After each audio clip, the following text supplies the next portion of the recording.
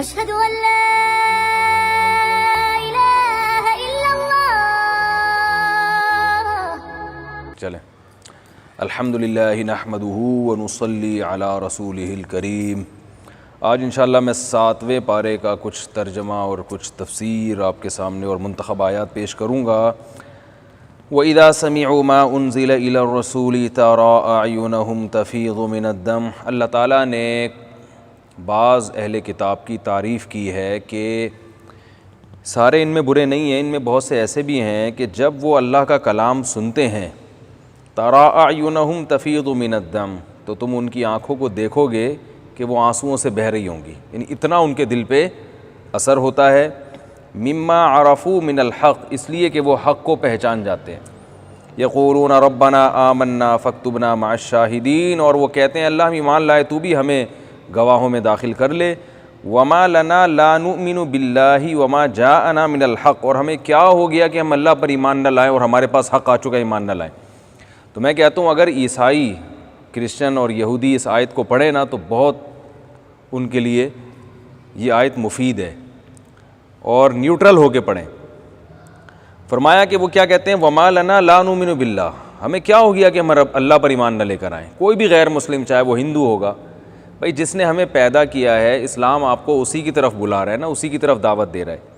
اور ہمارے پاس جب حق آ چکا، دیکھیں اگر آپ اسلام کو کسی بھی مذہب سے کمپیئر کرتے ہیں نا تو کوئی مذہب اسلام کے مقابلے میں ٹھہرنے والا نہیں ہے. دودھ کا دودھ پانی کا پانی ہو جاتا ہے کہ یار یہی ہے جس کے پاس گائیڈنس ہے، صحیح تعلیمات ہیں. تو اللہ فرماتے ہیں وہ غیر مسلم جو حق پرست ہیں وہ کہتے ہیں ہمیں کیا ہو گیا کہ اتنی واضح دلائل پر ہم یقین نہ رکھیں، اور پھر جس رب پر ایمان لے کر آ رہے ہیں وہ ہمیں کامیاب بھی کرے گا. وَنَطْمَعُ أَن يُدْخِلَنَا رَبُّنَا مَعَ الْقَوْمِ الصَّالِحِينَ، وہ رب ہمیں نیک لوگوں میں داخل کر دے گا اور وہ نعمتیں دے دے گا جس نعمتوں کا اس رب نے ہم سے وعدہ کیا ہے. اللہ فرماتے ہیں فَأَثَابَهُمُ اللَّهُ بِمَا قَالُوا جَنَّاتٍ تَجْرِي، ایسے غیر مسلم جو اللہ کو راضی کرنے کے لیے اسلام قبول کرتے ہیں، اللہ نے بھی ان سے وعدہ کیا ہے کہ اللہ ان کو ایسی جنت میں داخل کرے گا تجری من تحتها الانہار، جن کے نیچے نہریں بہتی ہیں. وَذَلِكَ جَزَاءُ الْمُحْسِنِينَ، اچھے عمل کرنے والوں کا اللہ کے ہاں یہی بدلہ ہے. اب جو لبرل لوگ ہیں نا جنت کا انکار کرتے ہیں، ابے یہ مولویوں نے بنائی ہوئی ہے، مر کے مٹی ہو کے ختم، کیا جنت کیا جہنم. تو اللہ فرماتے ہیں بتاؤ جو اللہ کے لیے قربانی دے پھر اس کا بدلہ کیا ہونا چاہیے، تم بتا دو بھائی. جنت نہیں ہے، جہنم نہیں ہے سزا کے طور پر، تو پھر کیا ہے؟ اس دنیا میں تو بدلہ ملتا نہیں ہے. اس دنیا میں تو دنیا کے لحاظ سے بھی آپ اچھا کریں گے نا تو سب کو بدلہ نہیں ملتا. تو اس کا مطلب اللہ نے اس دنیا کو بدلہ لیس بنایا ہے، پھر اللہ کے لیے جو کرتے رہو کچھ کوئی بدلہ نہیں ملے گا. تو یہ پاسبل نہیں ہے، ممکن نہیں ہے. اللہ فرماتے ہیں کہ یہی ہے اچھے عمل کرنے والوں کا بدلہ، اس کے علاوہ اور کوئی بدلہ بنتا نہیں ہے. اور وہ دنیا میں نہیں ہے، وہ مرنے کے بعد ہے، کیونکہ دنیا میں تو ہوتا ہی نہیں، نظر آتا ہے کہ نہیں ہوتا. دنیا میں تو اچھے لوگ ذلیل ہو جاتے ہیں، برے لوگ عزت حاصل کر لیتے ہیں. آگے اللہ نے فرمایا اے ایمان والو لا تحرموا طیبات ما احل اللہ لکم، اللہ نے جو پاکیزہ چیزیں حلال کی ہیں ان کو خود سے اپنے اوپر حرام مت کرو. یہ مشرکین کرتے رہتے تھے الٹی سیدھی چیزیں. تو آج بھی دیکھیں عملی طور پر بھی بہت سی چیزوں کو لوگوں نے حرام کر دیا ہے. اور جو ہے جیسے محرم میں نکاح کرنا اب نہیں کر رہے تو عملاً آپ نے حرام ہی کر دیا نا. تو اللہ کیا فرما رہے؟ خود سے چیزوں کو حرام مت کرو. دیکھیں جیسے خود سے چیزوں کو حلال کرنا حرام ہے، ایسے ہی خود سے چیزوں کو اپنے اوپر حرام کرنا بھی کیا ہے؟ حرام ہے. سفر میں نکاح نہیں ہوگا، محرم میں نکاح نہیں ہوگا، یا سرے سے نکاح ہی نہیں ہوگا، اس پہ بھی ہے. یہ بھی لوگ کر لیتے ہیں کہ بھی ایک دفعہ عورت بیوہ ہو گئی تو اب نکاح نہیں ہو سکتا اس کا، کیونکہ یہ بری بات ہے، بچے بڑے بڑے ہو گئے. تو کیوں بھائی بڑے بڑے ہوں چھوٹے چھوٹے ہوں، اللہ نے نکاح کی ہر وقت اجازت دی ہے. تو اسی میں معذرت کے ساتھ، انتہائی معذرت کے ساتھ 4 شادیاں بھی داخل ہیں. اگر کوئی اللہ کے حلال سے فائدہ اٹھانے کے لیے 4 شادیاں کرتا ہے، ان میں عدل کرے گا، ان کے حقوق ادا کرے گا، تو اس کو برا بلا کہنا یا اس کا یہ سمجھنا کہ میں گویا عیاش ہو گیا ہوں، تو یہ بھی اللہ کے حلال کو حرام کرنے والی بات ہے. آپ نہیں کرنا چاہتے نہ کریں. آپ کہیں میں 4 نہیں رکھ سکتا، یار بڑی ٹینشن ہے، پھڈے ہیں بیویوں کے، سالے آ جائیں گے ڈنڈے لے کے سر پھاڑنے کے لیے، اس وجہ سے نہیں کر رہا، تو یہ آپ کا ہیڈیک ہے. بھائی ہر حلال کام کے کرنے کا ہر ایک میں تپڑ بھی نہیں ہوتا، ہر حلال کام میں کچھ ایسے سائیڈ ایفیکٹ ہوتے ہیں، آپ کہتے ہیں یار مشکل ہو جائے گا. لڈو کھانا حلال ہے نا، لیکن کھائیں گے تو وزن بڑھے گا نا، جب وزن بڑھے گا تو کولیسٹرول بڑھے گا، کولیسٹرول بڑھے گا تو یہ ہو جائے گا، تو لوگ لڈو نہیں کھاتے. تو ہر حلال کام بعض دفعہ اس لیے نہیں کیا جاتا بھائی میں افورڈ نہیں کر سکتا. لیکن اگر آپ اس لیے نہیں کر رہے کہ مجھے لوگ عیاش سمجھیں گے یا مجھے برا سمجھیں گے، یار اس کو دل ہی نہیں بھرتا، شادیوں پہ شادیاں ہی کرتا چلا جا رہا ہے، بریکیں فیل ہو گئی ہیں، جیسے میرے اوپر تو یہ الزامات لگتے رہتے ہیں، ٹھیک ہے نا، پتہ نہیں ہے کیا ہو گیا ہے، خیریت تو ہے. میں نے جب تیسری شادی کی تو میرے بھائی نے مجھے کہا خیریت، بڑے بھائی نے، حالانکہ بہت اچھے تعلقات ہیں میرے ان سے، میں نے قرآن انہی سے پڑھا ہے، میں نے جو قرآن پڑھا اپنے بڑے بھائی سے پڑھا. تو میں نے جب تیسری شادی کی نا تو انہوں نے کہا یار بس کرو یار، کیا ہو گیا مجھے کہہ رہے تھے، مجھ سے عمر میں کافی بڑے ہیں، تو کیا ہو گیا، ایسے آنکھیں دکھائیں انہوں نے. تو ہم بس شرمندہ ہونے لگا تھا، لیکن جب یہ آیتیں میرے ذہن میں آئیں تو میں شرمندہ ہوئے بغیر سائڈ سے نکل گیا. شرمندہ ایسے طریقے سے ملامت کی جاتی ہے نا، آدمی شرمندہ ہو جاتا ہے. تھوڑی دیر کے لیے مجھے بھی دھچکا لگا، میں اپنے آپ سے میں نے پوچھا کیا ہو گیا بھائی، کیا ہو گیا. چلو ایک تھی، پھر دوسری ہو گئی، لوگ دوسری نہیں کر رہے تو چلو کر لی تیسری. تو ایسے انہوں نے مجھے ایسے یوں کر کے، میرے بھائی صاحب اللہ ان کی عمر میں خوب برکت دے، بہت اچھے ہیں ماشاءاللہ، تو ایسے جب وہ آنکھیں دکھائی نا تو میں بھی تھوڑا سا شرمندہ ہوتے ہوتے رہ گیا میں ایک دم میں جو ہے نا سائڈ سے نکل گیا. میں نے کہا یار، پھر میں نے غور کیا بھائی لا تحرموا طیبات ما احل اللہ، بیوی کو تکلیف ہو تو سمجھ میں آتا ہے، اس پہ سوکن آئی ہے، وہ ناراضی کا اظہار کرے، یہ بالکل صحیح. بھائیوں کو بھی تکلیف ہو رہی ہے، بہنوں کو بھی ہو رہی ہے، پڑوسیوں کو بھی ہو رہی ہے، دوستوں کو بھی ہو رہی ہے، مسجد کی کمیٹی کو بھی ہو رہی ہے، مسجد کے نمازیوں کو بھی ہو رہی ہے. تو کیوں بھائی تمہیں کیوں، کیا ہو گیا، تم سے پیسے لے کے کر رہے ہیں کیا؟ کچھ سمجھ میں آتا، چلو سسرال کو ہو پھر بھی سمجھ میں آتا ہے کہ بھائی وہ ان کو خیال ہو کہ ہماری بہن پہ سوکن آ گئی، ان کو اس بیس پہ تکلیف ہو، چلو ٹھیک ہے. لیکن محلے والوں کو کیوں ہو رہی ہے، لوگوں کو کیوں ہو رہی ہے؟ تو وہ اس لیے ہو رہی ہے کہ اللہ کے حلال کو حلال سمجھنے کے لیے تیار نہیں ہے. تو اللہ نے فرمایا لا تحرموا طیبات ما احل اللہ لکم، جو پاکیزہ چیزیں اللہ نے حلال کی ہیں ان کو حرام مت سمجھو. تو یہ بھی اس میں داخل ہے. اور علماء نے لکھا ہے اگر کوئی عیاشی کے لیے بھی 4 شادیاں کر رہا ہے نا، حقوق ادا کرنے کا ارادہ ہے. عیاشی کا یہ مطلب نہیں کہ بس شادی کر کر کے چھوڑ کے طلاقیں دے دے کے شادیاں کروں گا اور حقوق بھی ادا نہیں، بس جیسے بعض لوگ کرتے ہیں، یہ غلط ہے، اس کو کوئی اپریشیٹ نہیں کرتا. ایک آدمی کا ارادہ ہے وہ حقوق ادا کرے گا، ٹھیک ہے نا، اور اس کے ساتھ عدل و انصاف کا معاملہ کرے گا، جو ایک نبھانے والے جیسے مرد ہوتے ہیں اس طرح سے کرے گا، تو بے شک عیاشی کے لیے کر رہا ہے تو بھی جائز ہے. کیونکہ کون سی عیاشی حرام ہے کون سی حلال ہے یہ اللہ نے بتا دیا ہے. او بھائی آپ کھانا تو آپ کا مسور کی دال سے بھی پیٹ بھر جاتا ہے نا، آپ پیزا کھاتے ہو تو یہ عیاشی ہے یا نہیں ہے؟ بلکہ پیزے میں تو صحت کو نقصان ہوتا ہے، پھر بھی اسے کوئی عیاشی نہیں کہتا. اپنے خرچے سے آپ کو آپ سے کہا کہ یار تمہیں شرم نہیں آتی، پیزے کھا رہے ہو، کل بھی پیزا کھا رہے تھے آج پھر پیزا کھا رہے ہو، کل میں نے تمہیں دیکھا تھا برگر کھا رہے تھے، نہاری کھا رہے تھے، آج پھر نہاری، کیا یہ عیاشی ہے؟ تو آپ کہو گے بھائی اپنے پیسوں سے کھا رہا ہوں، تجھے کوئی تکلیف ہے؟ چوری کر کے کھاتا تو تکلیف ہوتی نا. حالانکہ برگر کھانے والے کو، پیزا کھانے والے کو اس لیے بھی ملامت کی جا سکتی ہے کہ جو برگر زیادہ کھاتا ہے وہ برگر کی طرح گول ہو جاتا ہے، اس میں تو صحت کا نقصان ہے. جبکہ شادی کرنے میں اپنے خرچے پہ اگر انسان کر رہا ہو، صحت کو فائدہ نہیں، نقصان نہیں، بلکہ کیا ہے، فائدہ ہے، اور آپ کو بھی فائدہ، اور آپ جس سے نکاح کر رہے ہیں اس کو بھی فائدہ. تبھی تو وہ آپ سے نکاح کے لیے تیار ہوئی ہے. کوئی بھی خاتون آپ سے نکاح کرتی ہے تو اس کو اپنا فائدہ نظر آئے تبھی ہوئی نا تیار، وہ اس کا بھی فائدہ، اس کے رشتہ داروں کا بھی فائدہ، اس کی اولاد کا بھی فائدہ کہ وہ اولاد کی کفالت کرنے والا باپ مل گیا، تو فائدے ہی فائدے ہیں. تو اس لیے جو ہے نا فائدہ نہیں بھی ہوتا تو اللہ نے جب کہہ دیا حلال ہے تو حلال ہے. تو اس لیے کوئی عیاشی کے لیے بھی 4 شادیاں کر رہا ہو بالکل حلال ہے، اس میں اپنی طرف سے آپ کو اللہ نے بتا دیا کہ حرام عیاشی کون سی اور حلال عیاشی کون سی ہے. حرام زنا ہے اور حلال کیا ہے، نکاح ہے. بعض لوگ کہتے ہیں کرنی ہے تو بیوہ عورتوں سے کرو، یقیناً ثواب کی بات ہے، بیوہ عورت سے کریں، لیکن اگر کوئی خوبصورت سی کنواری لڑکی تلاش کر کے کرتا ہے تو بھی ٹھیک ہے. سمجھ میں آ رہی ہے بات؟ حلال ہے نا بھائی، حلال ہے. ہاں اس لڑکی کو یہ کہا جائے گا کہ تم کیوں کر رہی ہو اس سے، تم کسی کنوارے سے کرو بھائی. لیکن اگر وہ پھر بھی کر رہی ہے تو اس کا مطلب وہ میرڈ آدمی کو کنوارے پر کیا کر رہی ہے، اس کے والدین ترجیح دے رہے ہیں، تو یقیناً اس میرڈ کے کوئی سرخاب کے ایسے پر لگے ہوں گے کہ ان کو کنوارے سے یہ زیادہ اچھا لگ رہا ہے. تو جب ان کو اچھا لگ رہا ہے تو آپ کو تکلیف بولو بھائی کیوں ہو رہی ہے؟ لوگ کہتے ہیں نا کہ کنواری سے کی ہے تو یہ تو بڑی عیاشی ہے. بھائی کنواری سے زبردستی نہیں کی ہے, اس کی مرضی سے کی ہے, تو اس نے بھی اپنی مرضی سے کی ہے, اس کے ابا بھی راضی, اس کی اماں بھی راضی, اس کے بھائی بھی راضی. تو اس کا مطلب ہے کہ ان کو اس میں کوئی اٹریکشن نظر آ رہی تھی, اٹریکٹیو تھا ان کی نظر میں, تبھی انہوں نے کر لی. تو آپ پیغام بھیج دیتے, ہو سکتا ہے آپ سے کر لیتے وہ. کیا خیال ہے بھائی؟ لیکن آپ نے پیغام نہیں بھیجا تو جس نے بھیجا انہوں نے ایکسیپٹ کر لیا. نہ خود کرتے ہیں نہ کسی میرڈ کو بولو نا بھائی کرنے دیتے. کوئی چوتھی شادی کسی کنواری سے کرے نا, اور لوگ اعتراض کرے کہ کنواری سے کیوں کی, کہنا اس لیے کی کہ آپ نے نہیں کی. یا تو خود کر لیتے, نہ خود لڑکیوں کی سے شادیاں کر رہے ہیں, اور نہ جب کوئی کرنا چاہے تو اسے کرنے دیتے ہیں. اس کو کیا کہتے ہیں, عرف میں چھوڑیں کیا کہتے ہیں.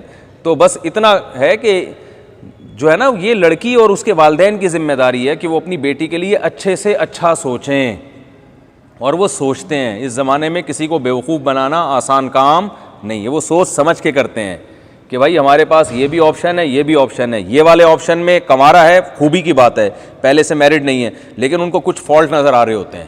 اور میرڈ میں عام نارملی تو نہیں کرتے وہ, لیکن بعض دفعہ میرڈ میں دیکھتے ہیں یار اس کنوارے سے بہرحال یہ اچھا. میں نے ایسی بہت ساری شادیاں دیکھی ہیں, تجربے ہو گئے نا اب تو, کہ جن میں لڑکی نے کسی کنوارے سے شادی کی ہے, نقصان ہوا ہے, میرڈ سے شادی کی ہے تو عیش و عشرت والی زندگی گزار رہی. اس کے اپوزٹ بھی ہوتا ہے, لیکن ایسا بھی ہوتا ہے. تو اس لیے اللہ نے اس میں آزادی رکھی ہے, لڑکی والوں کو اختیار دیا ہے کہ تم کنوارے سے کرنا چاہو, میرڈ سے کرنا چاہو کرو. اللہ نے اس کو نہیں ترغیب دی کہ پہلے سے جو شادی تھا اسی سے کرو. اللہ نے کہا تم اپنے لیے اچھے سے بہتر دیکھو, اور مرد کو کہا تم اپنے لیے بہتر سے بہتر دیکھو. اس کو بھی بتا دیا کہ بہتر سے بہتر دیکھو, مگر ضروری نہیں کہ مل جائے. آپ کو بھی بتا دیا کہ بہتر سے بہتر دیکھو, مگر ضروری نہیں کہ مل جائے. تو ہو سکتا ہے ایک ٹائم کے بعد آپ کو کمپرومائز کرنا پڑے. اسی وجہ سے دوسری شادی کے لیے میرے پاس آتے ہیں, مجھے بتاتے ہیں بھائی مفتی صاحب ایسا رشتہ چاہیے, یوں ہو تو یوں ہو. میں کہتا ہوں بھائی سیکنڈ میرج میں اس قسم کی آپ کی شرطیں نہیں چلیں گی, کیونکہ سیکنڈ میرج کے لیے کوئی تیار اول ہوگا نہیں. ہو جائے تو بڑی بات ہے, تو اس لیے وہ فلاں بیوہ ہے, فلاں طلاق یافتہ ہے, اس سے کر لو. تو مجبور ہو کے کرنا پڑتا ہے ان کو, اس لیے کہ ملتی نہیں ہے. اور اگر کسی کو مل رہی ہے کنواری تو بھائی مل رہی ہے تو خوش ہونا چاہیے نا, ماشاءاللہ ملڈن بہت اچھا. کیا خیال ہے بھائی؟ کسی کو کوئی اچھی بیوی مل جائے تو اس پہ مبارکباد دی جاتی ہے نا. ارے آپ کے دوست کی کہیں شادی ہو گئی, بہت اونچی کسی شہزادی سے شادی ہو گئی, اور وہ بڑی خوشی ہوئی بتا رہے یار وہ بڑے اونچے گھرانے میں میری شادی ہو گئی, میری وائف ماشاءاللہ بہت خوبصورت بھی ہے, خوبصیرت بھی ہے, اچھا خاندان بھی ہے. تو آپ خوشی کرو, اس کو مبارکباد دو گے نا, ویل ڈن یار بڑی خوشی ہوئی. یہ تو نہیں کہو گے یار بہت تکلیف ہوئی, شرم نہیں آتی, کیا کر رہے ہو تم, اپنی شکل تو دیکھو. کہتے ہیں یار تم کون سا اتنے خوبصورت ہو, تم بھابھی ایسی خوبصورت کیوں لے کر آ گئے. کوئی کہتا ہے ایسے موقع پہ؟ بھائی کہتا ہے یار تمہاری لک ہے یار, چلو اچھی بات ہے, ہمارے لیے بھی دعا کرو. یہی ہوتا ہے نا. تو جیسے پہلی شادی میں ایسا ہوتا تو دوسری میں بھی یہی جذبات ہونے چاہیے, تیسری میں بھی ہونے چاہیے, اور چوتھی میں بھی بولو بھائی یہی ہونے چاہیے. کسی کی چوتھی اگر کسی خوبصورت لڑکی سے, کنواری لڑکی سے, بالکل ایک دم کوئی شہزادی سے شادی ہو رہی ہے تو آپ مبارکباد دو, ویل ڈن بھائی, سنا ہے کہ بہت اچھی جگہ آپ کی شادی ہوئی ہے, حالانکہ آپ کے پہلے سے 18 اور 20 بچے ہو چکے ہیں, آپ خود جناب 55 اور 60 سال کے ہو چکے ہیں. مولانا اسلم شعوری صاحب کی ایج زیادہ تھی, ان کی سیکنڈ وائف بہت کم عمر تھی, تو لوگوں نے تانے دے دے کے ان بیچاروں کو شہید ہونے پر مجبور کر دیا. اتنا ان کو لوگوں نے تانے دیے تھے نا کہ اتنے ڈپریشن میں چلے گئے تھے کہ بس ان کو اللہ نے شہادت دے کے اٹھا لیا تو صحیح ہو گیا, ورنہ وہ بیچارے ویسے ہی دنیا سے ان کا انتقال ہو جانا تھا. تو جب لڑکی والے بھی خوش تھے, ٹھیک ہے نا, وہ بھی خوش تھے, تو پتہ نہیں نمازیوں کو کیا ہو رہا تھا. تو یہ بھی اسی آیت میں داخل ہے, اپنی طرف سے پابندیاں مت لگاؤ. سمجھ میں آ رہی بات؟ لا تو ہاں یہ جو میں نے بار بار لفظ استعمال کیا نا کہ شادی اگر عیاشی کے لیے بھی دوسری کر رہے ہیں تو بھی جائز ہے, یہ کہنے کی حد تک ہے, ورنہ نکاح عیاشی کے لیے ہوتا ہے نہیں. یہ تو میں سمجھانے کے لیے بتا رہا ہوں. عیاشی زنا میں ہے, نکاح میں نہیں ہے. نکاح تو بھائی ساری زندگی کے لیے, اس کے گھر کا خرچہ, گیس بجلی کا بل, اس کے بچوں کی اسکول کی فیسیں, بچوں کی پیدائش کا خرچہ, پھر ایک عدد ساس بھی جہیز میں ملیں گی آپ کو, سالے بھی ملیں گے, ان کی بھی ٹینشن. ایک ساس کو افورڈ کرنا اتنا مشکل کام ہے جس کی 4 ساسیں ہوں, آپ اندازہ لگاؤ. ایک وائف ہوگی تو 2-3 سالے ہوں گے, 4 وائف ہوں گی تو کتنے ہوں گے؟ میں نے ایک دفعہ بیٹھ کے اپنے سالوں کی تعداد گننا شروع کی تو میں نہیں گن سکا, ابھی بھی مجھے یاد نہیں ہے میرے ٹوٹل سالے کتنے ہیں. 4 یا 5 ادھر ہیں, 2 ادھر ہو گئے, ہیں اچھا خاصے ہیں, ہول سیل کے حساب سے ہیں. تو آپ اندازہ لگاؤ کہ یہ عیاشی ہے, اس کو عیاشی بولتے ہیں. اگر یہ عیاشی ہوتی نا تو دنیا کے جو ہمارے مشہور عیاش سیاست دان ہیں ان سب کی چار چار ہوتی. سب سے پہلے ہمارے سابق صدر جن کی وائف کا جب انتقال ہوا, میں نہیں کہہ رہا وہ عیاش ہیں, وہ اللہ ہی جانے عیاش ہیں یا نہیں ہیں, یہ میرا ٹاپک نہیں ہے, لیکن وہ جو ہمارے سابق صدر تھے ان کے پاس اتنے وسائل اور اتنے اسباب ہیں, وہ اپنی وائف کی شہادت پر تو کم از کم کتنی کرتے, بولو بھائی, 4 کرتے. انہوں نے نہیں کی. اسی وجہ سے نہیں کی کہ بھائی بہت بڑی ایک کا انتقال ہو گیا, اس پہ اللہ کا صبر کرنا چاہیے یا شکر ادا کرنا چاہیے, وہ زیادہ بہتر جانتے ہیں. لیکن انہوں نے کہا کہ دوبارہ نہیں کروں گا. تو پیغمبروں نے کی ہیں. موسیٰ علیہ السلام کی 4 بیویاں, ابراہیم علیہ السلام نے 3 شادیاں کی, یعقوب علیہ السلام نے 2 کی, اور پھر جب یوسف علیہ السلام گم گئے تو امام احمد بن حنبل نے فرمایا کہ ایک اور نکاح کیا انہوں نے. تو یہ تو پیغمبروں کی سنت ہے. آج بھی زیادہ تر دیندار لوگ یہ کام کرتے ہیں. علماء صلح میں آپ کو 2 3 شادیاں ملیں گی, عام پبلک میں نہیں ملیں گی. تو اس لیے اللہ نے فرمایا لا تحرموا طیبات ما احل اللہ لکم, جو ان حلال چیزوں کو اللہ نے حلال کر دیا ان کو حلال ہی رکھو. ٹھیک ہے نا, ان کو کیا رکھو, حلال رکھو, اپنی طرف سے پابندیاں نہیں لگاؤ. میں لوگوں سے کہتا ہوں, میرے پاس ایسے نوجوان آتے ہیں زنا کر رہے ہیں, اللہ بچائے سب کو برائی سے, تو میں ان سے کہتا ہوں یار توبہ بھی کرو اور حلال آلٹرنیٹ کے طور پہ حلال کی طرف آ جاؤ. کیونکہ جس آدمی کو یہ برائی کا چسکا لگ جائے نا, اس سے دیکھیں, جو ڈاکٹر جب آپ سے سگریٹ چھڑواتے ہیں تو آلٹرنیٹ کوئی چیز بتاتے ہیں کہ فی الحال یہ استعمال کر لو. جن کو چائے چھڑوائی جاتی ہے نا, ان سے کہا جاتا ہے فی الحال ادرک کا قہوہ پی لیا کرو, کچھ چائے کا لک آ جائے گا تھوڑا سا. ایک دم کسی سے کوئی چیز چھڑوانا بہت مشکل ہوتا ہے. جو نشے والی چیزیں ہیں کوئی نہ کوئی آلٹرنیٹ ان کو دیا جاتا ہے. تو اسی طرح اللہ نہ کرے کسی کو زنا کی عادت پڑ جائے تو صرف توبہ سے معاملہ نہیں بنتا. توبہ کر لے گا, دوبارہ جب باڈی میں خواہش پیدا ہوگی کیا کرے گا پھر وہ. تو ایسے نوجوانوں کو میں کہتا ہوں کسی سے مت پوچھو, خوبصورت سے خوبصورت لڑکی تلاش کر کے اس سے شادی کرو. اگر اللہ نے وسائل دیے ہیں, ظاہر ہے دیے ہوں گے تبھی کوئی ایگری ہوگی نا, ورنہ ایگری تھوڑی ہوگی. اور میں نے کہا 4 کرو, کسی سے مشورہ لینے کی ضرورت نہیں ہے. سب آپ کو منع کریں گے کیونکہ آپ کے زنا کرنے میں ان کا اپنا ذاتی کوئی نقصان نہیں ہے. اس لیے زنا کو سب نے آسان بنا دی, وہ کہتے کرتے رہو. شادی کی جب بات کرو گے تو سب کو ٹینشن ہوگی. تو کسی سے پوچھنے کی ضرورت نہیں ہے. اللہ سے بڑا کوئی ہو سکتا ہے؟ بولو نا بھائی. جب اللہ سب سے بڑا, اللہ نے کہہ دیا بھائی میری طرف سے اجازت ہے, تو آپ بولو بھائی اللہ نے اجازت دی ہے, اب مجھے کسی سے پوچھنے کی چندہ ضرورت نہیں ہے. تو نکاح کرو. الحمدللہ کئی نوجوانوں نے آ کے مجھے بتایا ہے کہ مفتی صاحب ہم نے آپ کے بیانات سنے اور زنا کے بالکل قریب پہنچ چکے تھے. جب بیان سنا تو ہم نے کہا یار اللہ نے اتنا کھلا آپشن رکھا ہے اور اتنا آسان بنایا نکاح کو, تو کیا ضرورت ہے گند میں منہ مارنے کی. جس سے زنا کرنا چاہتے تھے نا اسی کو راضی کر کے نکاح کیا اس سے.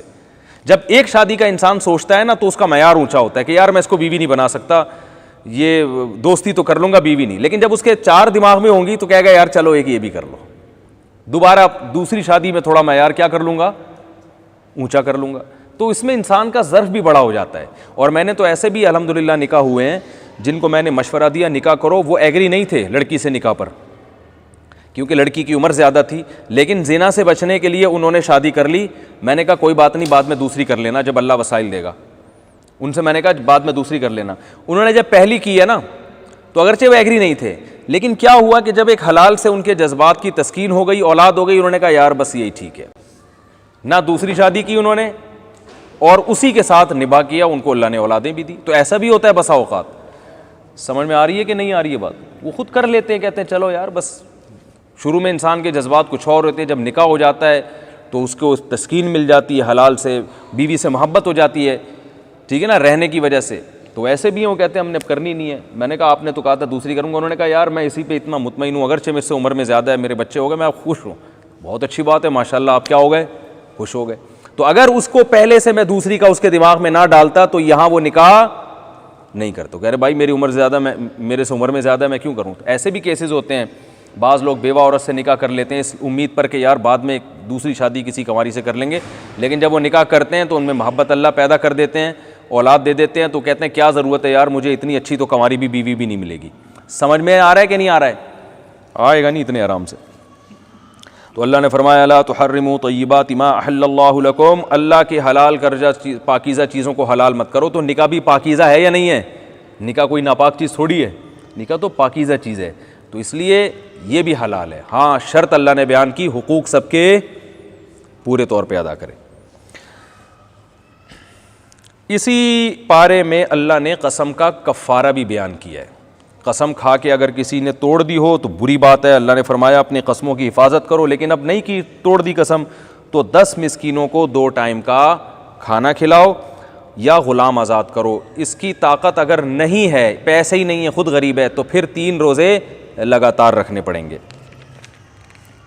اسی صورت میں اللہ نے شراب کو حرام قرار دیا، یا ایھا الذین آمنوا انما الخمر والمیسر والانصاب والازلام رجس، اے ایمان والو شراب، جوئے، پانسے، یہ سب کیا ہیں؟ حرام ہیں۔ تو جوا بھی حرام ہے۔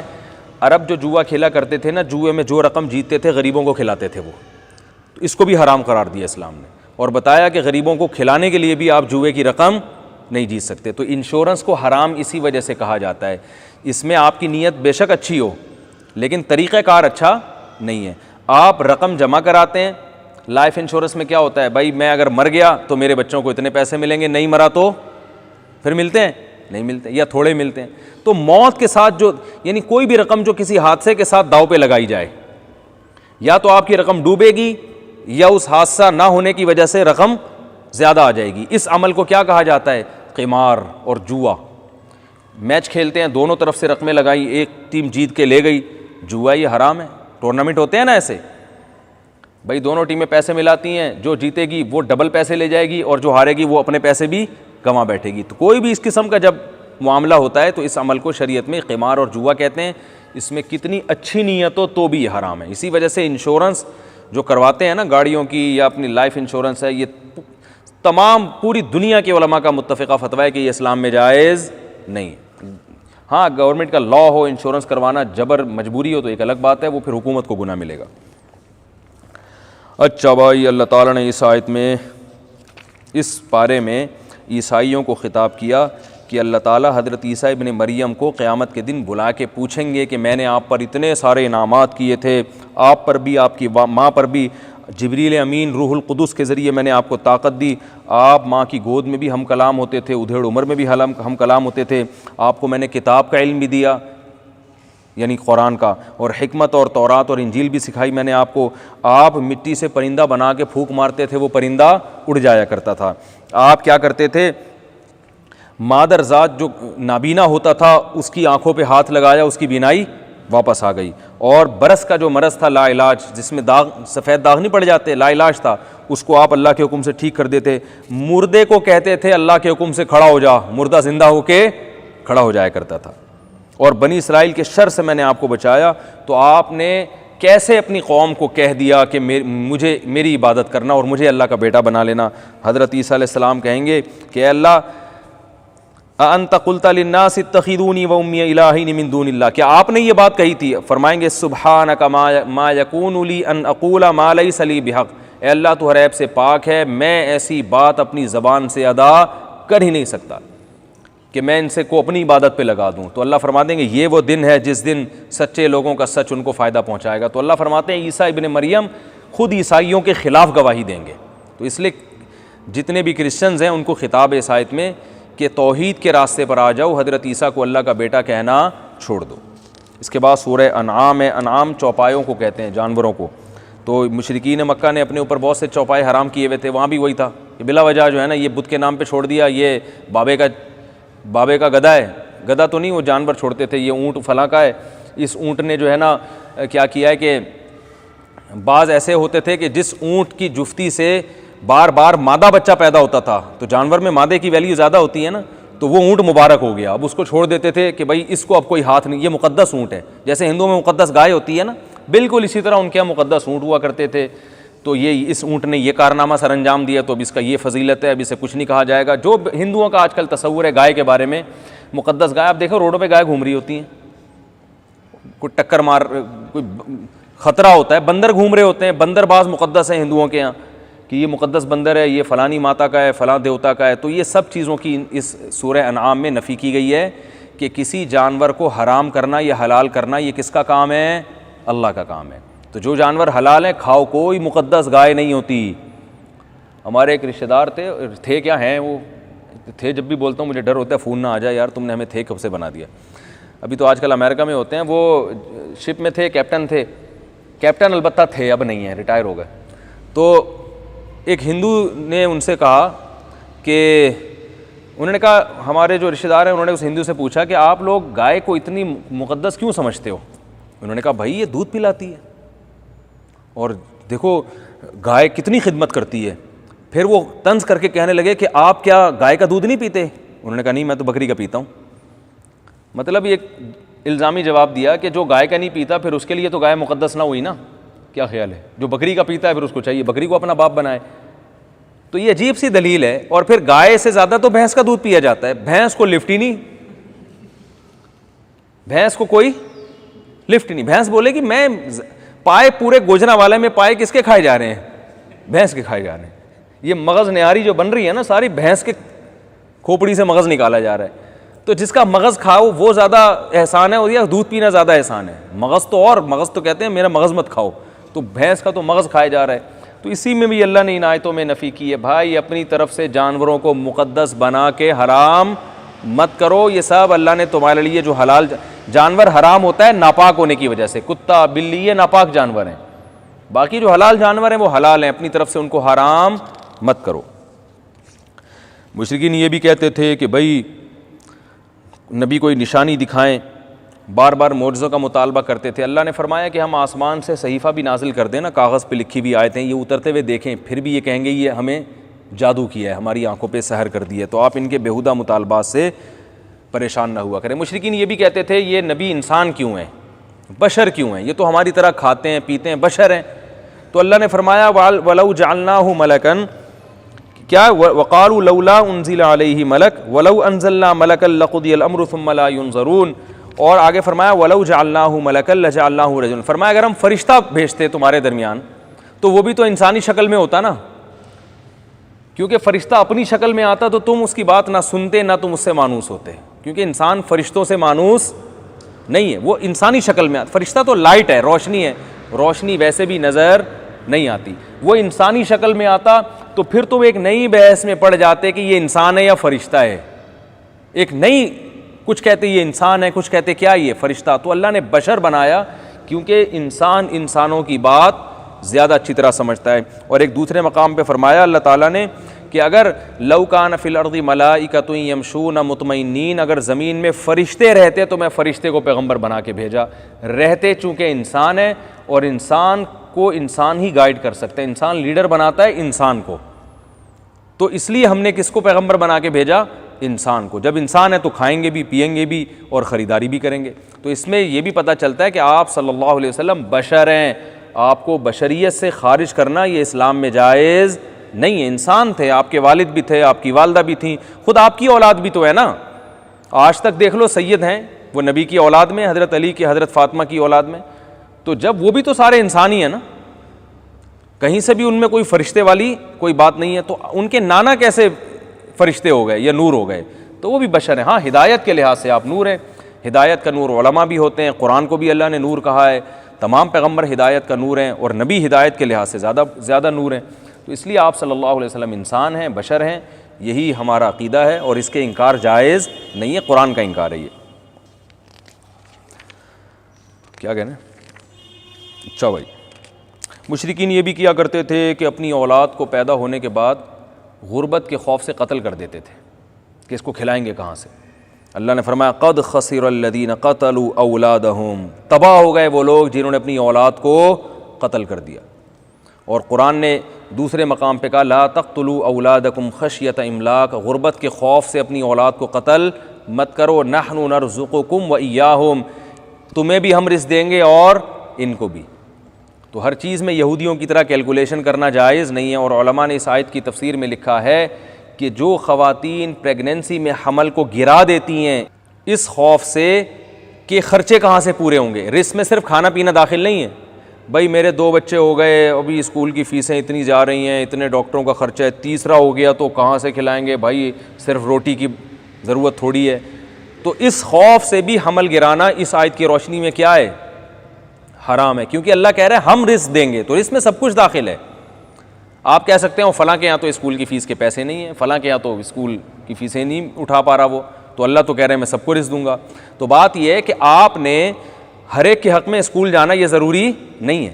آپ نے یہ اپنی طرف سے فرض کر لیا ہے کہ ہر بچے کے لیے اسکول میں پڑھنا بہت ضروری ہے، انتظام کرنا چاہیے گورنمنٹ کو. لیکن اگر کسی بچے کے پاس اسکول کے پیسے نہیں ہیں تو اس کا مطلب ہے کہ اللہ کی نظر میں اس کے لیے یہ ضروری ہے ہی نہیں. جب اسکول نہیں تھے تو کیا لوگ انسان نہیں پیدا ہوتے تھے کیا؟ ہم نے بڑے بڑے علماء کو دیکھا ہے جو اسکول میں ایک دن نہیں پڑھے ہیں اور آج پوری دنیا کو انہوں نے گھمایا ہوا ہے. ٹھیک ہے نا، پوری دنیا ان کی تعلیم سے متاثر ہو رہی ہے. اور بہت سے ایسے دیکھیں جو اسکول گئے لیکن اسکول کا پڑھا ہوا ان کے کسی کام نہیں آیا، وہ کسی اور فیلڈ کو انہوں نے اختیار کیا. ہمارے اپنے رشتہ دار ہیں، اسکول گئے، ایجوکیشن حاصل کی، لیکن لگے کس میں؟ کاروبار میں. وہ اسکول کا پڑھا ہوا ان کے لیے ان کے کام نہیں آیا. آپ کہہ سکتے ہیں وہ بزنس میں جو گئے تو انہوں نے کچھ اسکول میں کچھ کیلکولیشن سیکھی تو ہوگی، ایسا نہیں ہے. ہم نے ایسے لوگ بھی دیکھے ایک دن بھی اسکول نہیں گئے، کیلکولیشن ان کو ساری آتی ہے، بزنس کر کر کے وہ انگلش بھی سیکھ گئے انگریزوں میں اٹھ بیٹھ کے، اور ان کو کیلکولیشن بھی آ گئی ہے. تو آپ کو میں اسکول جانے سے منع نہیں کر رہا، اسکول کی اہمیت کا انکار نہیں کر رہا. آپ کی جیب میں پیسے ہیں جتنے ہیں اس حساب سے آپ بچے کو ایجوکیشن دیں. نہیں ہے تو آپ سمجھ لیں میرے لیے اسکول پڑھانا اپنے بچے کو ضروری ہے ہی نہیں، کیونکہ ضروری خرچوں نے اللہ کا جب وعدہ کیا، جب نہیں دے رہے یہ ضروری نہیں ہے.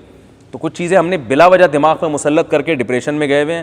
پریشان ہوتے ہیں لوگ، یار اتنے وہ اسکول، اتنے ہزار اس کی کنوینس کے پیسے، اتنے ہزار اس کے پیسے، اتنے، تو چھوڑو، دماغ سے نکال دو یہ چیزیں.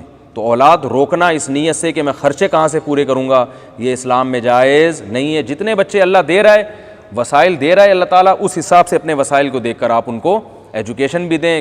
سب سے پہلے تو کھانے پہ فوکس کریں. صحت مند آدمی جو ان پڑھ ہو اس جاہل سے اچھا ہے جو بیمار ہو. سمجھ رہے ہیں نا؟ جو آدمی بیمار ہے، جو بیمار ایجوکیٹڈ ہے، اس سے وہ جاہل اچھا ہے جس کی صحت کیا ہے؟ بولو بھائی، اچھی ہے. وہ صحت مند جہالت کے باوجود زیادہ کام کر سکتا ہے. تو پہلے فوکس کس کو کرنا چاہیے؟ صحت کو. تو بچوں کو کھلانے کو فوکس کریں، جتنی آمدن ہے پہلے کھلائیں. جب مستنڈا بن جائے کھا کھا کے، پھر بولیں اب پڑھ بھی لیا کر بھائی تو بیٹھ کے، پھر پڑھائی میں لگائیں. اور پڑھ لے، اچھی بات ہے. نہیں پڑھے، نہ پڑھنے کی دو وجہیں. ایک یہ کہ آپ کے پاس اسکول کے پیسے نہیں ہیں، ایک وجہ ہے کہ اس کا دل نہیں لگتا پڑھائی میں. بہت سے میں جانتا ہوں کروڑ پتی لوگ ہیں، اسکول پڑھا رہے ہیں، بچہ پڑھ ہی نہیں رہا، ٹینشن میں آتے ہمارا بچہ پڑھ کے نہیں دے رہا. میں کہتا ہوں کہ بالکل ٹینشن کی بات نہیں ہے، یہ کوئی بڑا آدمی بنے گا انشاءاللہ. کیونکہ میں نے بڑے بڑے ان پڑھ لوگوں کو بہت اونچے مقامات طے کرتے ہوئے اپنے رشتہ داروں میں دیکھا ہے. میں نے اپنے رشتہ داروں میں دیکھا ہے پڑھے لکھے وہ پیچھے رہ گئے، ان پڑھ کو کیا گیا، وہ کمپیوٹر پہ جا کے بیٹھ کے نا نیٹ کا چیتا بن گیا وہ. ٹھیک ہے نا، وہ ایسے ایسے سافٹ ویئر بنا رہے ہیں، کہیں سے اس نے نہیں پڑھا. اس کو باہر کی کمپنیاں آفر کر رہی ہیں، یار یہ سافٹ ویئر بنا کے دے دو، اس کے اتنے پیسے لے لو. تو فن کی ویلیو ہوتی ہے، سمجھنے، ہر چیز ایجوکیشن نہیں ہوتی. تو پھر بھی میں بتاؤں پڑھیں لکھیں اچھے آدمی بنے، لیکن جتنے وسائل اللہ نے دیے اس کے حساب سے. نہیں ہے تو بولو ٹینشن لینے کا نہیں ہے.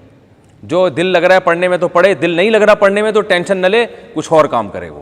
تو میں نوجوانوں کو کہتا ہوں بھائی پڑھائی میں دل لگ رہا ہے تو پڑھو، نہیں لگ رہا تو زبردستی نہ لو یار، کچھ اور کام کرو. ہر آدمی کو اللہ نے پڑھنے کے لیے پیدا نہیں کیا، بہت سارے لوگ دوسرے کام بھی کریں گے تو آپ دوسرا کام کر لو. لیکن آج والدین کو دیکھو، بس زبردستی بچے کو سر پہ مسلط ہیں، پڑھ، خودکشیاں ہو رہی ہیں بھائی. تو وجہ کیا ہے کہ ایک غلط چیز دماغ میں بٹھا لی ہے کہ میڈیا نے بھی نا ایجوکیشن ہر ایک کے لیے ضروری. یقیناً ایجوکیشن ضروری ہے، مگر کون سی ایجوکیشن؟ ایجوکیشن تو ضروری ہے، مگر ایجوکیشن جو ضروری ایجوکیشن ہے اس میں ہر قسم کی ایجوکیشن اسکول سے نہیں ملتی، ماحول سے مل جاتی ہے. ایک کاروباری آدمی کے لیے کاروبار کی ایجوکیشن ضروری ہے، اور وہ تجربے سے اس کو زیادہ حاصل ہوتی ہے، MBA کرنے سے یا IBA یونیورسٹی میں پڑھنے سے حاصل نہیں ہوتی. میں نے IBA یونیورسٹی میں تجارت پہ بیان کیا تھا. میں نے کہا ایک بات کان کھول کے سن لو ان اسٹوڈنٹ سے. میں نے کہا تھا کہ جو بزنس پڑھتا ہے وہ بزنس کے علاوہ دنیا کا ہر کام کر سکتا ہے، یہ ذہن میں رکھنا. وہ کسی بزنس مین کے پاس جاب تو کر لے گا، بزنس نہیں کرے گا. بزنس کرنے والے اکثر میں نے ان پڑھ دیکھے ہیں. پٹھانوں میں بزنس بہت ہے نا، ایجوکیشن کا ان میں اتنا زیادہ ریشو نہیں ہے. جاپان میں شو روم ہے پٹھانوں کے، آپ کوئٹہ کے مجھ سے ملنے کے لیے آتے ہیں بہت سارے، کوئٹہ سے پٹھان، پشاور سے پٹھان. ترکی میں ایک پٹھان سے میں ملا، میں نے کہا کیا کاروبار ہے؟ کہہ رہے وہ قیمتی پتھر ہے نا وہ یہاں بیچتا ہوں میں. وہ کروڑپتی آدمی. میں نے کہا ایجوکیشن کہہ رہے ہو, اسکول کیا ہوتا ہے بھائی, اسکول کیا ہوتا ہے؟ اچھا وہ جو صبح صبح بچے بیگ لٹکا کے جاتے ہیں, کہہ رہے الحمدللہ وہ ہم نے نہیں پڑھا. اگر پڑھ رہے ہوتے اب تک وہ پتلون پہن کے کسی آفس میں جا رہے ہوتے, ترکی میں نہ گھوم رہے ہوتے اور وہ بزنس کرتے ہوئے. تو وہ اس کے پاس کہنے کو تو ایجوکیشن نہیں ہے, لیکن بزنس کی ایجوکیشن اس کے پاس ہے, جو اس نے تجربے سے. ادھر ایک کباڑ والا ہے, آپ کو ملاؤں میں, روز کی اس کی میرا خیال ہے 1.5-2 لاکھ روپے تو کہیں بھی نہیں ہے. یہ تو وہ ہے جو اس نے مجھے بتائی, ورنہ پوری آمدن بتاتا کون ہے. 40 50 لاکھ کی گاڑیاں لے کے گھوم رہا ہوتا ہے, انگلش بھی بول لیتا ہے, چیک کتنے ہیں اس کے پاس, آپ اس کو دیکھیں آپ کہو گے کہیں سے پڑھا لکھا لگتا ہی نہیں ہے. اکاؤنٹ اتنے کھول کے رکھے ہوئے ہیں اس نے. جب آپ اس سے پیسے لینے جائیں گے, یار بینک الحبیب کا چیک دے دوں, میزان بینک کا چاہیے, کون سا آپ کو کون سا اچھا لگے گا؟ تو کیا ہے تجربہ. لوہے کو بیچنا شروع کیا اور بیچتے بیچتے اسٹیل مل سے مال اٹھانا, اور پتہ نہیں دنیا بھر میں بزنس. دبئی میں گیا, ایک تاجر سے میری ملاقات ہوئی, انڈیا کے تھے وہ, ارب پتی تاجر, کروڑ پتی تو ہوں گے, ارب پتی نہ بھی ہوں. یہودیوں کے ساتھ بیٹھے ہوئے ہیں, وہ ڈائمنڈ کا بزنس کر رہے ہیں. میں نے کہا کیا؟ کہہ رہے میں تو اسکول سے بھاگتا تھا بھائی, اسکول کبھی تمیز سے میں نہیں پڑھا. کہہ رہے میں اسکول سے بھاگتا, جیب خرچی ملتی تھی کچھ خرید کے اس سے بیچ دیتا تھا میں.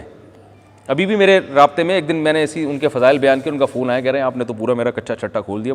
میں نے کہا کسی کو کیا پتا, اور پتہ ہوگا تو آپ کی تعریف کرے گا, دیکھو کتنا ذہین آدمی ہے. تو انہوں نے کیا کیا, اسکول سے بھاگ رہنا شروع کر دے کہیں آپ لوگ.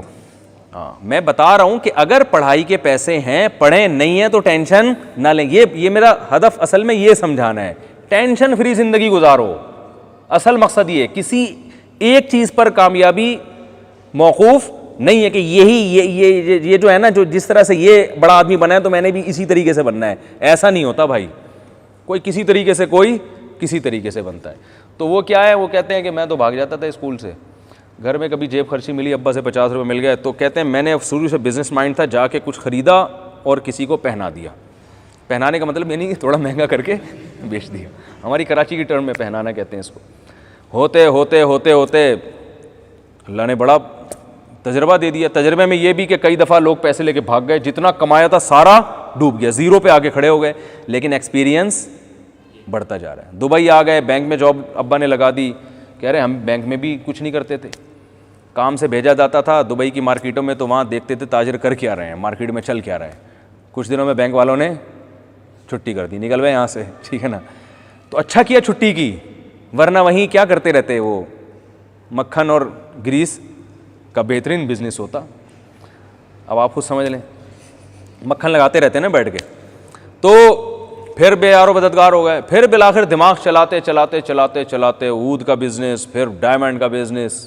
اللہ نے ایسا بھی ڈائمنڈ, یعنی یہ ایک دم سے نہیں آ گئے کہ آپ کہیں کہ کل سے میں بھی کیا کر رہا ہوں, ڈائمنڈ کا بزنس شروع کر رہا ہوں. تو یہ ساری کتھا میں اس لیے آپ کو سنا رہا ہوں, یہ بتانے کے لیے کہ جو والدین نے اپنے دماغ میں ایک چیز مسلط کر لی ہے نا کہ اسکول کی فیسیں ہیں نہیں, اب زکاتیں مانگ رہے ہیں لوگوں سے, بچوں کو پڑھانا ہے اور نہیں پڑھ رہا تو ٹینشن میں جا رہے ہیں, ہائے میرا بچہ تو کسی کام کا نہیں.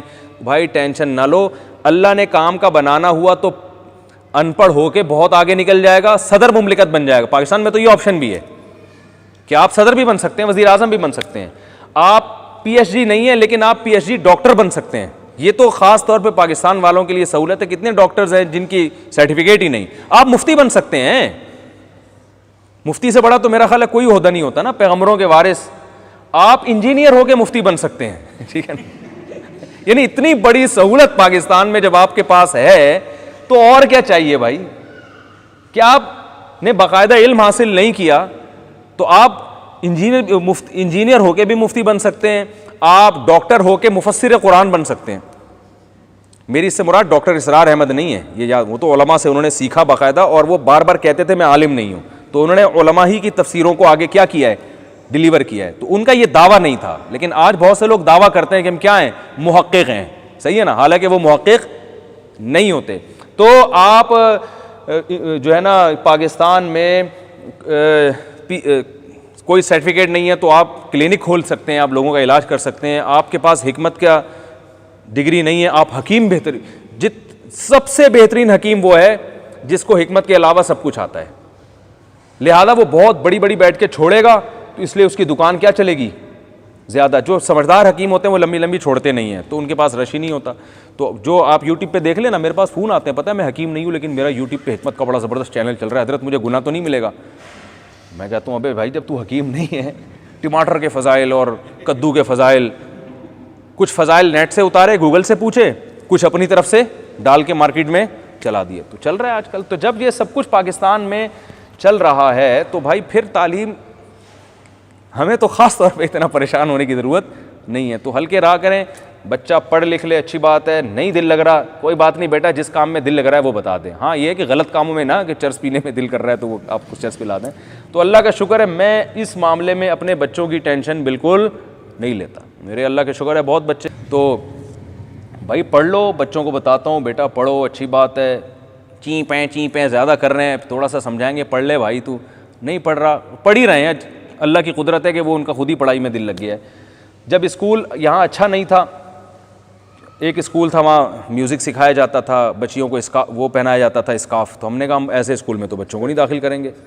اسکرٹ پہنا, سوری اسکارف کہہ رہا ہوں, استغفر اللہ, اسکرٹ پہنایا جاتا تھا, تو ہم نے کہا ایسے اسکولوں میں تو بچیوں کو نہیں ہم ایڈمیشن دلا سکتے, پہلے انسان بناؤ بعد میں ایجوکیشن ہے نا. تو لوگوں نے کہا آپ کے بچے تو ان پڑھ رہ جائیں گے. میں نے کہا نہیں بھائی, ہم جتنا ہم خود پڑھا سکے ان کو پڑھائیں گے, ایجوکیشن ہے نا, تو گھر میں بھی پہنچ سکتی ہے. اللہ کا فضل ہے کہ اسلامک اسکول مل گیا ہمیں, تو ہم نے وہاں ایڈمیشن کرا دیا بچوں کا, تو پڑھ رہے ہیں. لیکن ہم نے زیادہ ٹینشن نہیں لی, انسان بنانے کو زیادہ فوکس کریں.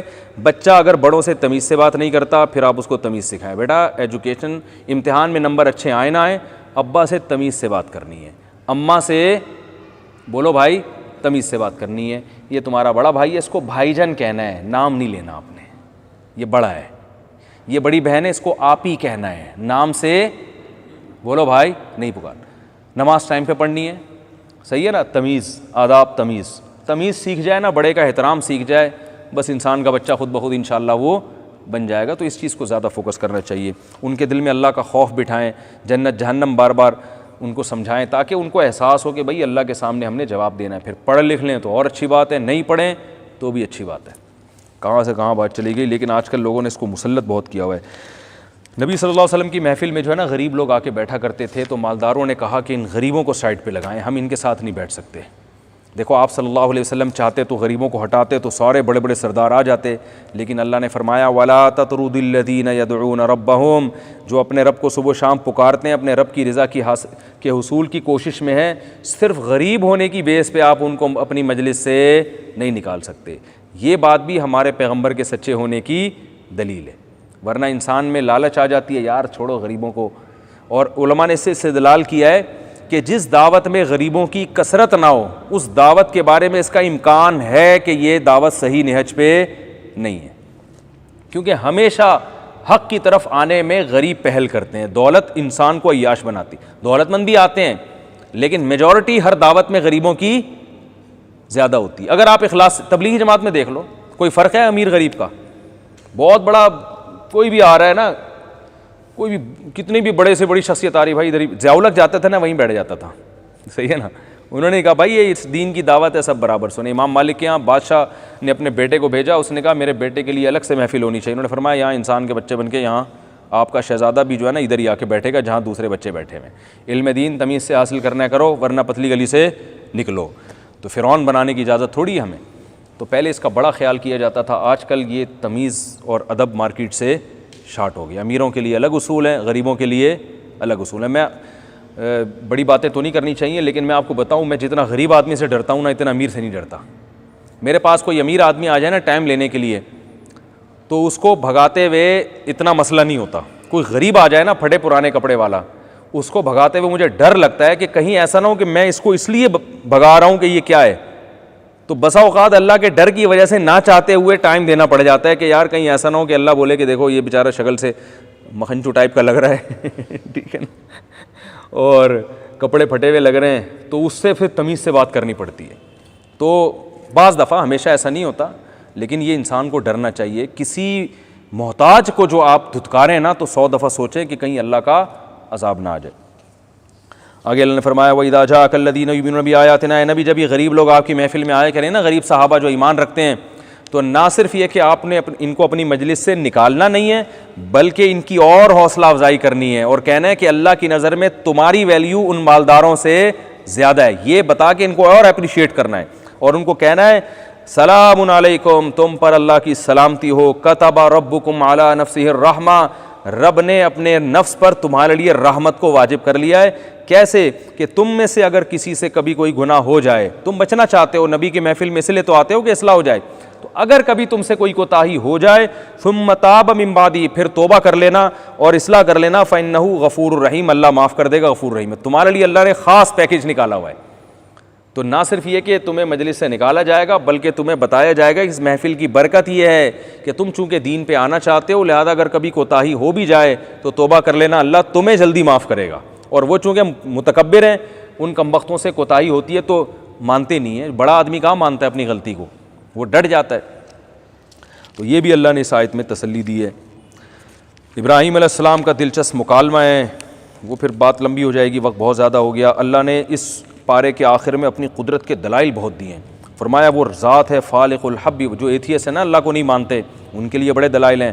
فرمایا دانے اور گھٹلی کو پھاڑ کے تناور درخت بناتا ہے، گھٹلی میں ایسے سافٹ ویئر خود بخود انسٹال نہیں ہو سکتے۔ یہ جو ایتھیس کہتے ہیں نا یہ کائنات اتفاق سے وجود میں آئی ہے، وہ پوری کائنات تو دور کی بات، ایک خربوزے کا بیج اتفاق سے وجود میں نہیں آ سکتا، اس میں ایسا پیچیدہ سافٹ ویئر ہے کہ آپ اسے زمین میں ڈالیں، پانی دیں، ایک پودا نکل آئے گا، پھر اس پودے میں ایسی خود بخود ہو رہے ہیں، عجیب سی بات نہیں ہے، پھر اس میں باریک باریک تاریں نکلنا شروع ہو جائیں گی، وہ جگہ تلاش کریں گی، اوپر چڑھنے کی کوئی جگہ ملے ہمیں، پھر جہاں سے جگہ ملے گی اس پہ لپٹ، حالانکہ اس کے پاس دماغ نہیں ہے سوچنے کے لیے، کیسی کونپلیں نکل کے اوپر پھیل رہی ہوتی ہیں اور ہوتے ہوتے پھر اس کے اندر دوبارہ پھول پیدا، پھر وہ پھول تتلیوں کو اپنی طرف مائل کرتے ہیں، تتلیاں اور پرندے ان پھول پہ جا کے بیٹھتے ہیں، مکھیاں، اور پھر نر مادہ پھولوں کا ملاپ ہوتا ہے، پھر اس سے پھل پیدا ہوتا ہے، پھر وہ پھل بڑا ہوتا ہے، پھر جب اس پھل کو آپ کاٹتے ہیں اس میں وہی بیج سینکڑوں دوبارہ۔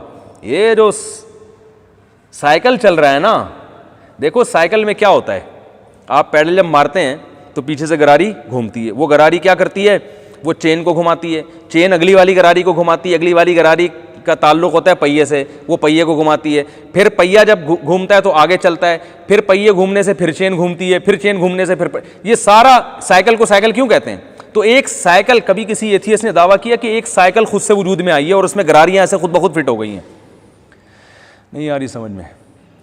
ارے کوئی ایک گراری کسی ایتھیس کے پاس لے کر جاؤ لوہے کی، بولا یار کروڑوں سال میں بھی یہ دو اس طرح سے فٹ کر دو، خود بخود کر دو، بیٹھ کے نا بس چھومنتر کرو کہ اس میں ایک چین آ کے فٹ ہو جائے، کہ جب ہم پیڈل گھمائیں تو پیڈل گھومنے سے ایک گراری گھومے اور اس سے چین گھومے اور چین سے پچھلی گراری اور پھر پچھلا پہیہ، ایسی مشین کروڑوں سال میں کوئی ایک اب تک خود سے ایجاد ہو گئی ہو تو یار ذرا دکھانا، وہ کہے گا نہ ایسا ہوا ہے اور اربوں سال میں بھی ایسا نہیں ہوگا۔ اب مجھے بتاؤ سائیکل کی مشین زیادہ پیچیدہ ہے یا خربوزے کے بیج میں جو انسٹالیشن ہوئی ہے وہ زیادہ پیچیدہ ہے؟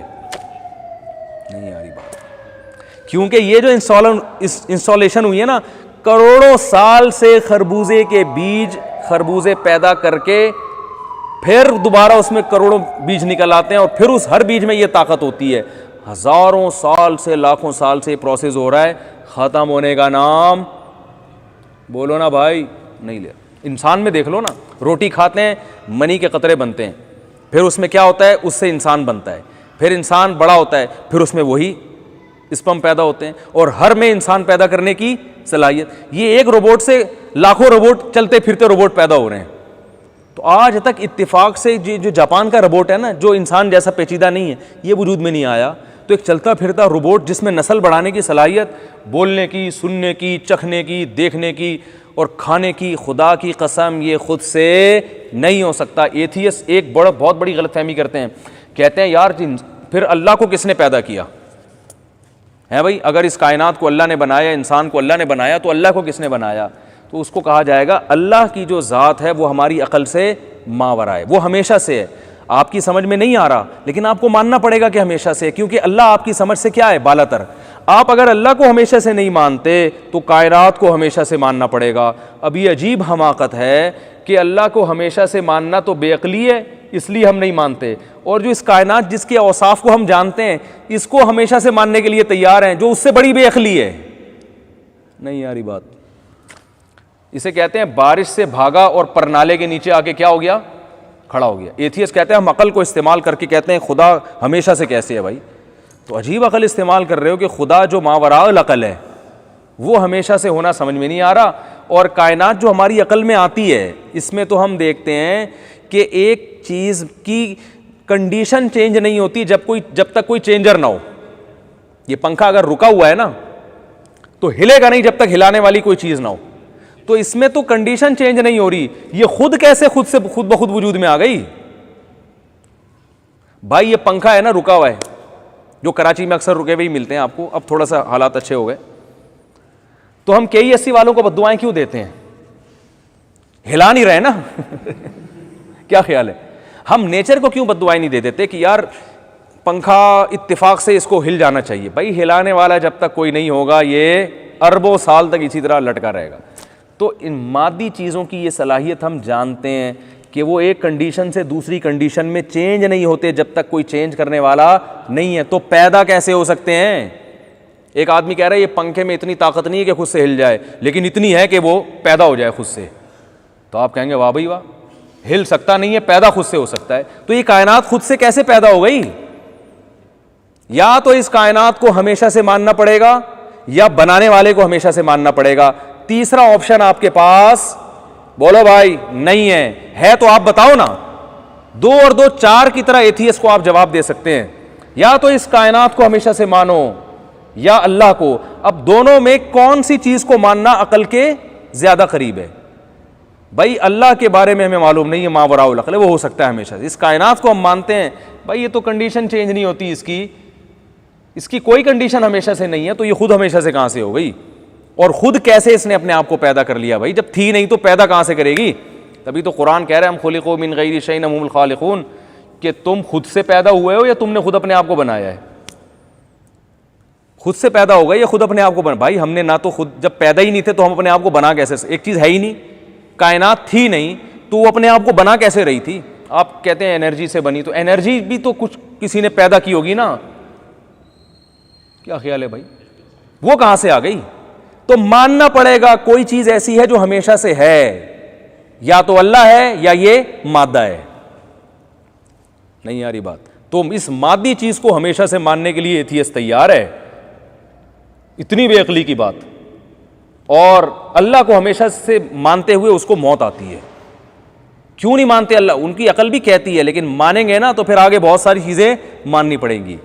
وہ ان ساری چیزوں سے بچنے کے لیے, عیاشی کا دروازہ کھولنے کے لیے کہتے ہیں یار اللہ ہی کو ڈکشنری سے نکال دو, کیونکہ اللہ کو مانا پھر سوال پیدا ہوتا ہے اللہ نے پیدا کر کے چھوڑا یا کسی مقصد کے لیے بنایا؟ پھر مذہب درمیان میں لازمی آئے گا, اور مذہب کو یہ اپنی زندگی سے کیا چاہتے ہیں؟ نکالنا. ان کو مذہبی لوگوں سے نفرت ہوتی ہے. تو اس لیے پتہ ہے ایتھیسٹ کا ایک چالاکی یاد رکھو, ایتھیسٹ کیا کرے گا؟ اپنی ایجوکیشن کے بھرم مارے گا آپ کے اوپر. کبھی بھی 2 اور 2 4 کی طرح نا ڈھنگ کی بات نہیں کرے گا ایتھیسٹ, وہ بھرم مارے گا آپ کے اوپر. میں نے ایتھیسٹ جو لوگ ہیں ان کی تقریریں سنی ہیں, وہ بایولوجی کی مشکل ایکویشن پیش کرنا شروع کر دیں گے آپ کے سامنے. ایکچولی وہ ڈارون کا یہ نظریہ تھا, پھر ایکچولی وہ 1 کروڑوں سال پہلے ایک یہ چیز وجود میں آئی, پھر سیل. ایسی باتیں جو آپ نے پڑھی نہیں ہیں. انسان نے جو باتیں پڑھی نہیں ہوتی نا, وہ اس کی وہ چیزیں سن کے ویسے ہی متاثر ہوتی. جیسے اس کو انگلش نہیں آتی نا, وہ انگلش میں تقریر سن کے ویسے ہی متاثر ہو جائے گا, یار کوئی بہت پڑھا لکھا آدمی ہے, یقیناً صحیح بات کہہ رہا ہے یہ. اردو میں کریں گے تو آپ یہ غلط, اور پنجابی میں کریں گے 100% درست بات ہوگی. تو جو اردو میں بولنے والا ہے وہ کہے گا یار یہ تو بات ہی غلط کر رہا ہے. یہ انسان کی فطرت ہے, حقیقت بتا رہا ہوں. جتنی زبان کا حجم بڑا ہوتا ہے نا, اس کے بولنے کی ویلیو اتنی بڑھ جائے. غلط بات انگلش میں کرو لوگ مان لیں گے.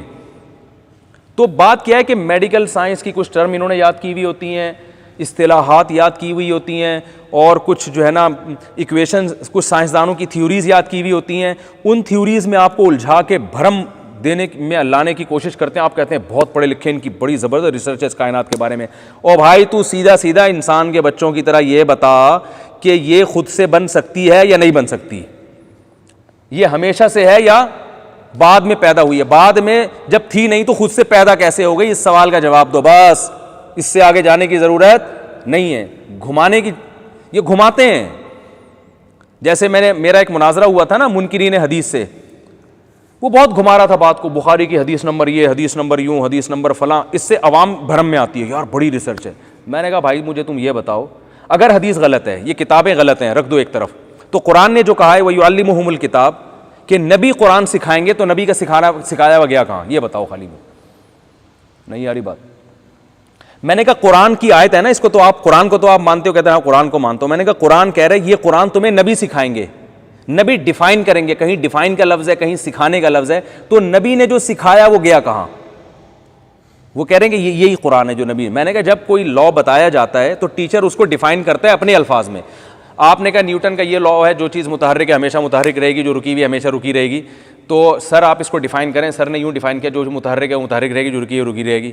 آپ کہیں بھائی یہ کیا آپ کے اپنے الفاظ میں ڈیفائن ہو. میں نے کہا کوئی کیسٹ آپ کے پاس ہو، کوئی نبی کی اپنی تحریر ہو، کیونکہ اگر آپ میں نے کہا نبی کا سکھایا ہوا نہیں ہے کہیں بھی، تو اس کا مطلب قرآن کو پھر اب سیکھنا ممکن ہے نہیں، کیونکہ قرآن کہہ رہے ہیں نبی کی ذمہ داریوں میں سے بڑی ذمہ داری ہے نبی سکھائیں گے. میں نے کہا اس کا جواب دو، ادھر ادھر فضول قسم کی بقراتیاں اور افلاطونیاں جھاڑنے کی چندہ ضرورت نہیں ہے. 1.5 گھنٹے میں وہ نہیں جواب. میں نے کہا مان لیتا ہوں بخاری غلط ہے، مان لیتا ہوں مسلم غلط ہے، آپ پھر صحیح تو پیش کرو نا.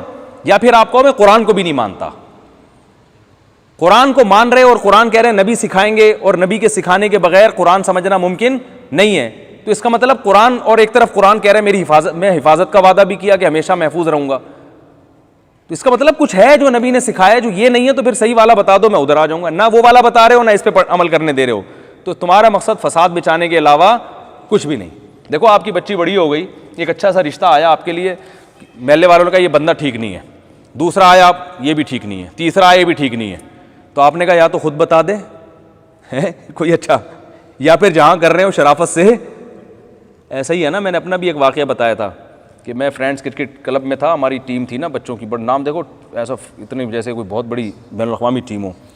تو میں نے اپنے جو ہے نا کیپٹن سے کہا کہ یار یہ نام ٹھیک نہیں. انہوں نے کہا پھر ٹھیک نام کیا ہے؟ میں نے کہا وہ تو ابھی نہیں پتا. تو انہوں نے کہا یا تو کوئی اچھا نام بتا دو، ورنہ جو چل رہا ہے نا اس میں اسی کو چلنے دو. یہ حقیقت ہے نا. آپ کہتے ہیں یہ آپ نے اپنے بچے کا نام جو رکھا ہے اچھا نہیں ہے، تو اگلا پوچھے گا پھر کیا نام رکھوں؟ کہہ رہے ہیں مجھے نہیں پتا کیا رکھیں. تو کوئی آلٹرنیٹ پیش کریں آپ. قرآن کہہ رہے ہیں نبی سکھائیں گے قرآن، تو نبی کا سکھایا ہوا یہ غلط ہے، تو صحیح والا بتا دو نا کہاں ہے. صحیح والا بھی نہیں ہے تمہارے پاس، تو اس کا مطلب یہی صحیح ہے، کیونکہ اللہ قرآن کو ضائع نہیں کرے گا. تو جب ضائع نہیں کرے گا تو حدیث کو بھی اللہ ضائع نہیں کرے گا، کیونکہ حدیث قرآن ہی کی تشریح ہے. تو تشریح کو اللہ کیسے ضائع کر سکتا ہے؟ تو خیر، تو اسی طرح یہ جو ایتھیس لوگ ہیں نا، یہ بھی گھماتے ہیں باتوں کو خام خواہ کی کیلکولیشن پہ. ایسے آدمی سے اس ٹاپک پہ بات کریں گے جس کا اس کو علم، ہر آدمی کو بایولوجی کا علم نہیں ہوتا، ہر آدمی کو سائنسدانوں کی جو تھیوریز ہیں وہ معلوم نہیں ہوتی. تو اللہ نے اللہ کے وجود کو اتنا پیچیدہ بنایا نہیں ہے، 2 اور 2 4 کی طرح رکھا ہے. اللہ نے کہا ہم خلقوا من غیر شیء، خود سے بنے ہو یا کسی نے بنایا ہو؟ اس کا جواب دو. صحیح ہے نا؟ تو اس کا کبھی بھی ان کے پاس جواب نہیں ہوتا. چلو بھائی بہت زیادہ ہو گیا. اللہ تعالیٰ سمجھنے کی عمل کی توفیق عطا فرمائے.